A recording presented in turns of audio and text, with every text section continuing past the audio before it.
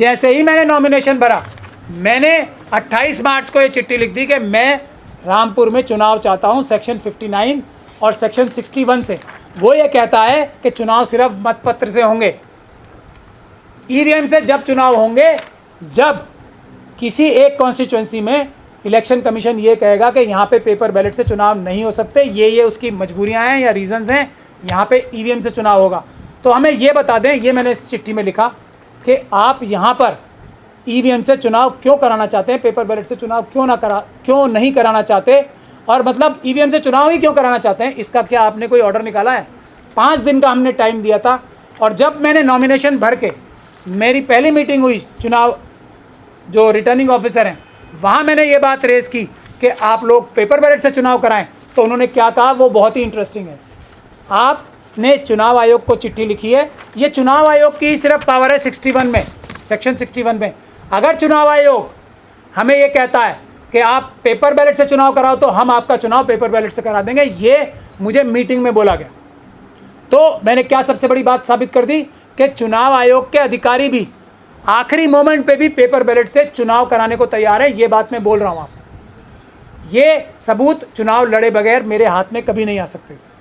अब फिर उसके बाद चुनाव आयोग ने 5 दिन का हमने टाइम दिया था, जवाब नहीं दिया। हमने दिल्ली हाई कोर्ट में एक पिटीशन लगा दी है जो अभी कल सामने आएगी आप लोगों के, क्या कि ये चुनाव आयोग जो है ये हमारी इस एप्लीकेशन का जवाब नहीं दे रहा है, आप इनको बोलें कि जवाब दें। जैसे ही चुनाव आयोग ये जवाब देगा उसको देना पड़ेगा, उसके पास कोई रीज़न नहीं होगा ये कहने का कि पेपर बैलेट से चुनाव क्यों नहीं होने चाहिए, और वो पूरी तरीके से हमारे कानूनी जाल में फंस जाएगा इलेक्शन कमीशन।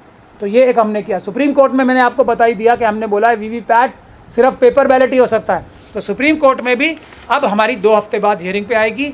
बाकी सब हियरिंग्स के साथ जो पिटीशंस ये कह रही हैं कि आप वीवीपैट यानी कि ट्रांसपेरेंट मशीन वो लगा दो, शीशे लगा दो या हमारे हाथ में दे दो, उसके साथ हमारी भी बात आएगी, जहां हम ये बात जो आपके सामने कह रहे हैं कि वो थर्मल प्रिंटिंग की वजह से वो गायब हो सकता है। तो इसीलिए सेफेस्ट मेथड है, कानूनी मेथड है, आप पेपर बैलेट से चुनाव कराओ, ये भी हमने लगा दी है। और उसके बाद मैंने जो अपने रिटर्निंग ऑफिसर्स हैं उन्हें एक दूसरी चिट्ठी भी लिख दी है।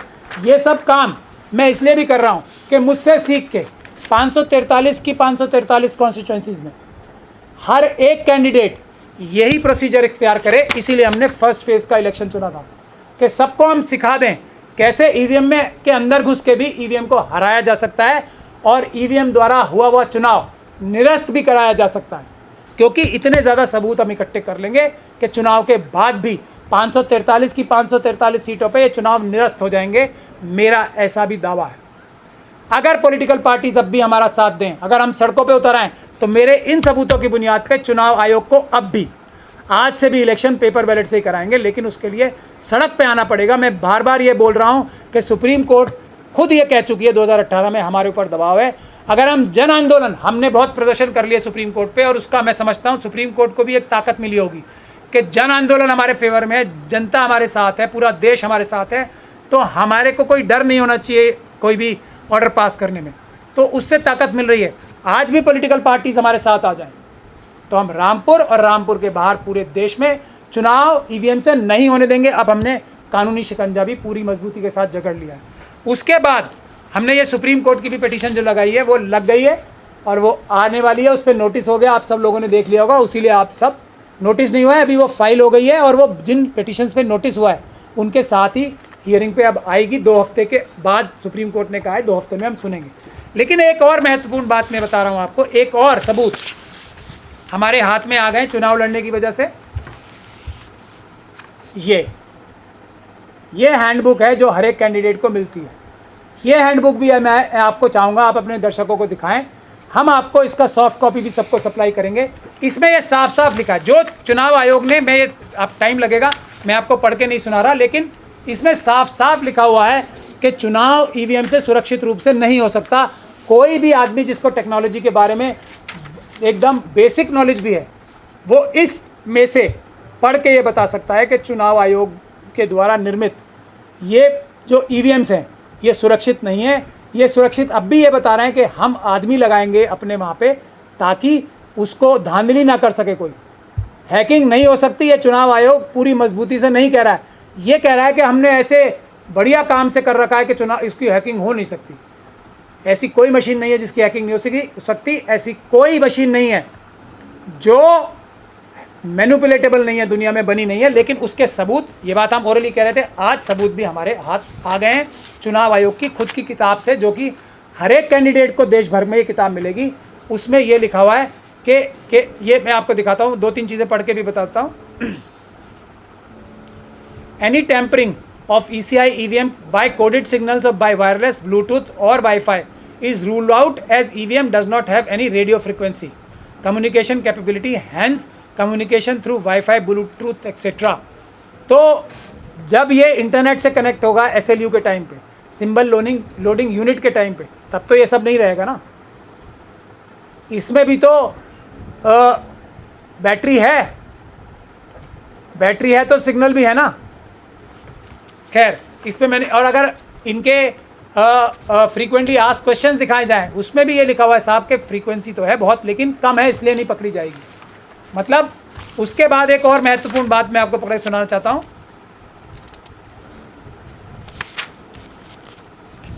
जो इसके ईवीएम की कमजोरी को साफ तरीके से दर्शाती है, और वो ये है कि हाँ, EVM used by commission is a stand alone networked machine। stand alone networked हो सकती है कभी, आप वही बता रहा हूँ, non networked machine, stand alone non network machine. अब नॉन नेटवर्क मशीन का क्या होता है, मतलब कि वो स्टैंड अलोन है, एक मशीन है तो एक ही है, उसके साथ और कनेक्शन नहीं हो सकता किसी दूसरी मशीन का, यही मतलब होता है ना। Which can be connected to, अगला सेंटेंस ये है, non networked which can be connected to EVM components only, और वो क्या है, CU control unit, BU ballot unit, VVPAT यानी कि ये जो VVPAT की मशीनें हैं, और SLU क्या होता है, SLU से भी कनेक्ट हो सकती है। ये कन्फेशन मैं तो कहूँगा इलेक्शन कमीशन ने खुद हमें लिख के दिया है। अब SLU क्या होता है, SLU होता है कि एक व्यक्ति आएगा, हर एक चुनाव की मशीन में लोड करेगा सिंबल कौन से, जो उस कॉन्स्टिट्यूएंसी में कैंडिडेट होंगे।